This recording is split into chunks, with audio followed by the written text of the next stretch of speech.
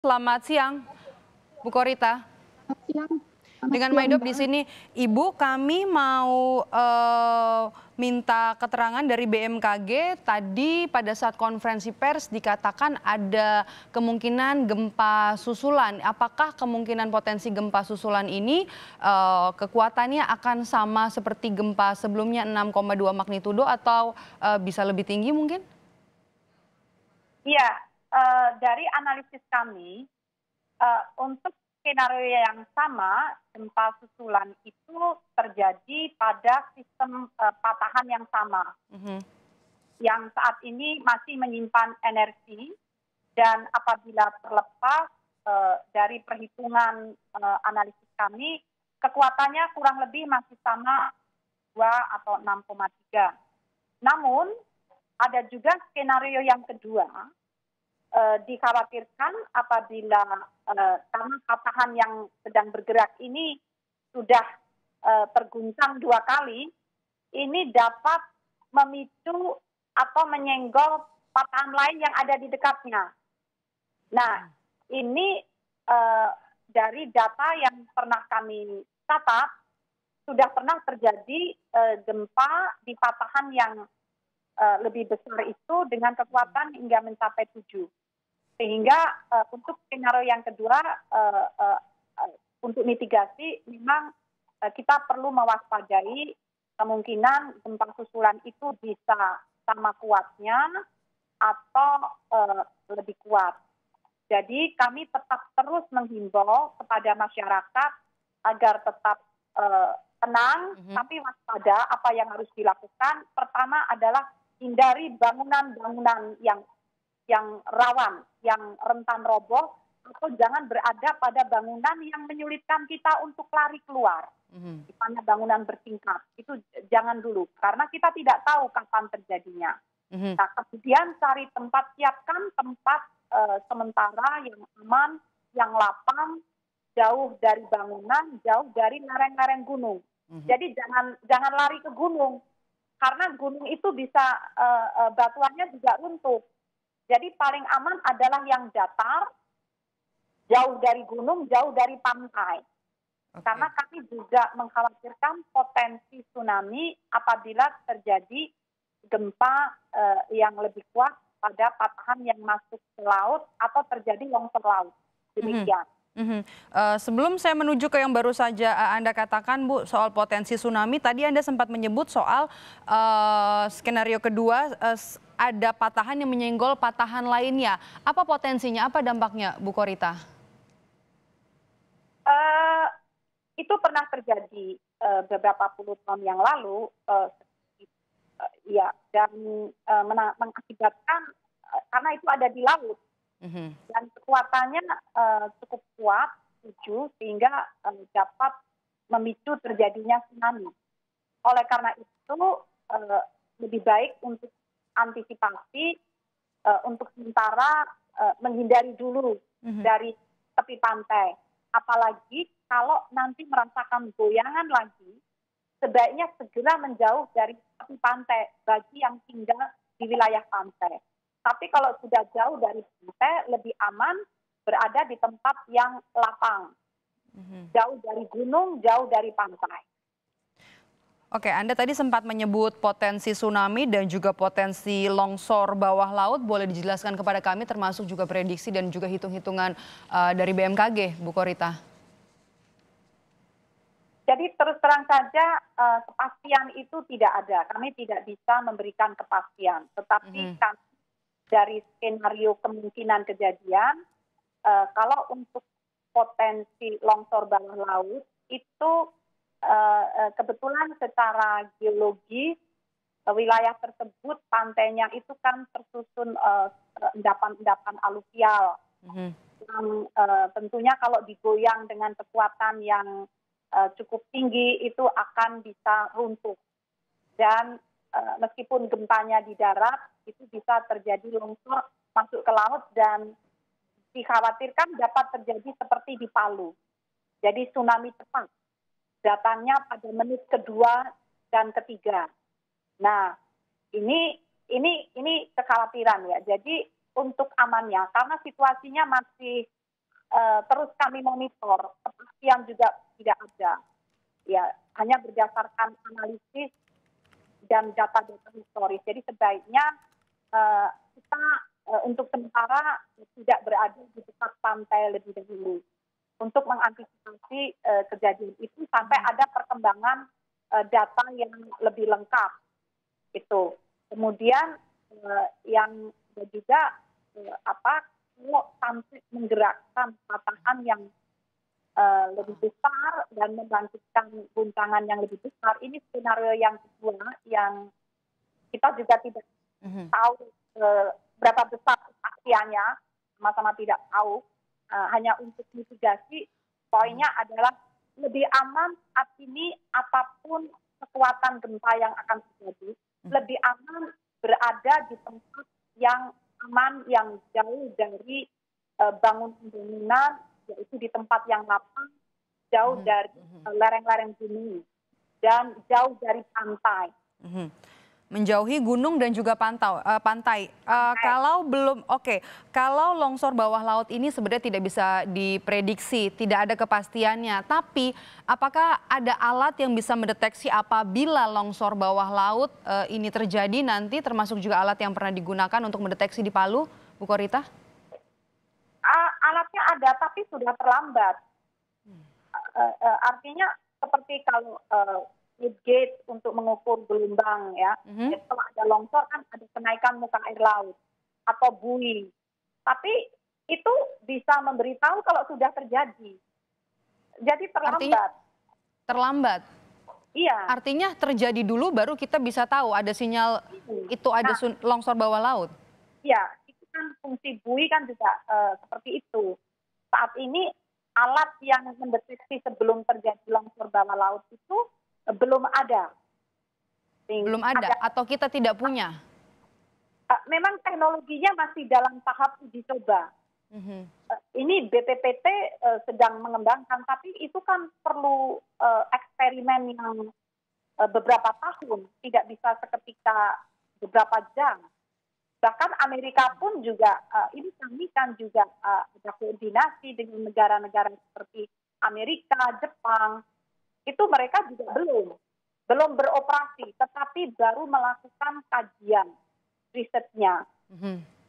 Jadi itulah keterbatasan itu membuat kita harus melakukan antisipasi dengan skenario yang mohon maaf ini skenario terburuk.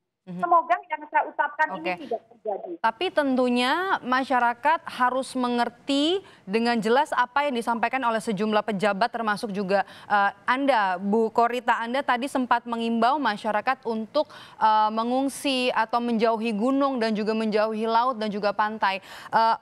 Apa kemungkinan terburuk dengan adanya potensi-potensi gempa ini yang harus diketahui oleh masyarakat, Bu Korita? Nah, itu tadi kemungkinan terburuk ada gempa susulan. Dan gempa susulan ini dapat memicu adanya longsor-longsor batuan yang ada di gunung. Sehingga jangan lari ke gunung. Dan bisa juga memicu longsor yang ada di pantai, masuk ke laut. Atau longsor di bawah laut. Dan itu membangkitkan tsunami. Sehingga jangan lari ke pantai atau menjauhilah pantai.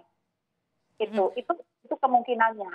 Atau Bu Korita, dan itu semua kita tidak ada yang tahu dan tidak ada alat yang bisa mendeteksi itu semua, Bu, sebelum terjadi.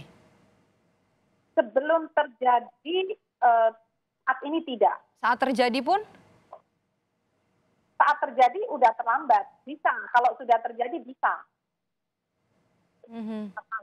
Ada alat monitoring tinggi muka air laut. Itu bisa kita monitor. Tapi itu terlambat. Karena sudah terjadi dan datanya bisa cepat. Di Palu itu hanya 2 menit sampai 3 menit. Nah itu untuk menyelamatkan diri dalam waktu 2 menit, 3 menit dalam kondisi panik, rasanya kok apalagi usia udah lanjut misalnya. Nah, jadi fokus saat ini adalah menjauhi gunung, karena ada kemungkinan juga yang meski belum bisa diprediksi, belum bisa dipastikan longsor di pantai, juga longsor di bawah gunung, Anda katakan begitu. Berapa lama masyarakat harus menunggu, Bu, melihat atau menghitung dari kemungkinan-kemungkinan terjadi dari gempa yang sudah dimulai sebenarnya dari hari Kamis kemarin? Tentang waktunya, mohon maaf, kami belum dapat memastikan karena masih terus memonitoring, ya, memonitor. Tapi mohon jangan disalahpahami, bukan berarti semua orang yang di gunung pada mengungsi turun, bukan seperti itu. Maksudnya Iya. adalah lereng. Kalau di gunung datar, gunung itu kan ada bagian yang datar ya. Tapi yang bagian yang harus dijauhi itu yang lereng-lerengnya. Jadi jangan mepet-mepet ke lereng, jangan deket-deket lereng, gitu. Karena gunung itu kan luas ya. Mhm. Bukan berarti yang ada di gunung semuanya harus turun dari gunung. Bukan. Tetapi jangan bergerak pada lereng-lereng gunung itu. Tidak ada di bagian gunung yang tinggi begitu, Bu. Karena kan tadi di awal Anda menyebut jangan warga yang di pantai akan kemungkinan mengungsi ke tempat yang lebih tinggi di gunung, dan yang ada di gunung juga kemungkinan akan mengungsi ke tempat yang lebih rendah. Jadi baiknya kemana, Bu? Oleh karena itu semestinya sudah disiapkan jalur evakuasi. Mhm. Jadi gunung pun itu ada bagian yang stabil. Gunung itu kan tidak seragam. Rontok semua kan tidak mungkin. Yang runtuh-runtuh itu ada bagian-bagiannya. Nah, BPBD itu bisa mengenali. Jadi bagian-bagian yang stabil, tempat yang lebih tinggi, tetapi jangan yang tanah atau lerengnya yang rapuh. Itu kalau tinggal di pantai. Lebih tinggi itu kan tidak harus gunung. Pantai itu kan berjenjang-jenjang ya. Tidak harus gunung, berjenjang-jenjang. Nah, poinnya menuju ke tempat yang lebih tinggi. Yang dikhawatirkan dapat terjadi saat seperti di Lombok, begitu ada gempa, semua lari ke gunung, pada tempat tinggalnya itu sudah jauh dari laut, tapi masih mengejar lari ke gunung. Nah, saat perjalanannya, kalau sudah tinggal di gunung, ya biar di gunung aja. Oke. Yang penting jangan ada pergerakan Bu lewat Korita? lerengnya itu loh. Bu Korita, apakah ini kemudian ketika kita saat ini sedang berbincang, ada informasi juga ke pihak BNPB terkait dengan pemetaan jalur evakuasi ini, kan harusnya bisa lebih cepat karena masyarakat yang di gunung juga harusnya bisa berada di tempat yang aman, dan masyarakat yang berada di pantai bisa saat ini menuju ke tempat yang lebih aman, mengingat juga prediksi untuk longsor bawah laut dan juga longsor di bawah gunung ini kita tidak bisa tahu kan, alat pendeteksinya cuma bisa mendeteksi ketika sudah terjadi. Ini kan waktunya singkat karena kita tidak tahu kapan nanti gempa susulan akan terjadi, Bu. Ya, sebetulnya BNPB itu sudah ada program rutin menggerakkan Badan Penanggulangan Bencana Daerah untuk memasang rambu-rambu jalur evakuasi. Jadi sebetulnya jalur evakuasi yang aman itu sudah disiapkan oleh setiap pemerintah daerah dengan arahan panduan dari Badan Nasional Penanggulangan Bencana, dan BMKG ikut terlibat membantu. Jadi ikuti jalur-jalur evakuasi, ada tanda rambu-rambunya yang sudah dipasang oleh Badan Penanggulangan Bencana Daerah. Jadi kalau itu diikuti, insya Allah itu sudah dikaji, diinvestigasi, itu yang paling aman. Ini sudah ada koordinasi, Bu, dengan BNPB, sudah 10 jam lebih gempa terjadi sejak dini hari tadi. Apakah semua masyarakat sudah dibawa ke lokasi yang lebih aman, Bu? Kalau koordinasi dengan BNPB sudah ya, kan langsung dengan Bapak Kepala. Tetapi untuk kejadian di daerah, itu yang paling tepat untuk menangani bukan BNPB. BPBD dan ini adalah wewenang pemerintah daerah. Itu BNPB sifatnya kan mengkoordinasikan secara nasional, begitu. Dan kami juga tahu BPBD juga sudah bergerak itu, mereka sudah berupaya. untuk langkah-langkah itu. Oke, Bu Korita, apabila saat ini ada yang sedang menyaksikan Breaking News Kompas TV, warga yang belum kedatangan petugas untuk membawa mereka atau juga mengevakuasi mereka, artinya mereka yang ada di pantai harus kemana, dan mereka yang ada di bagian gunung, ini mereka harus mengungsi kemana, Bu? Sekali lagi boleh disampaikan. Jadi begini poinnya, cari tempat yang paling aman, yaitu di tanah lapang, misalnya jauh dari bangunan-bangunan. Nah, kalau yang ada di gunung dan di situ tidak ada lereng yang rawan longsor, ya di situ saja. Yang berbahaya itu kalau yang ada di lereng-lereng yang rawan longsor. Jadi silakan menuju tempat yang lebih aman. Bisa menuju ke atas yang lebih stabil atau menuju ke bawah yang rata. Nah, ini mestinya dikoordinasikan dengan pihak setempat.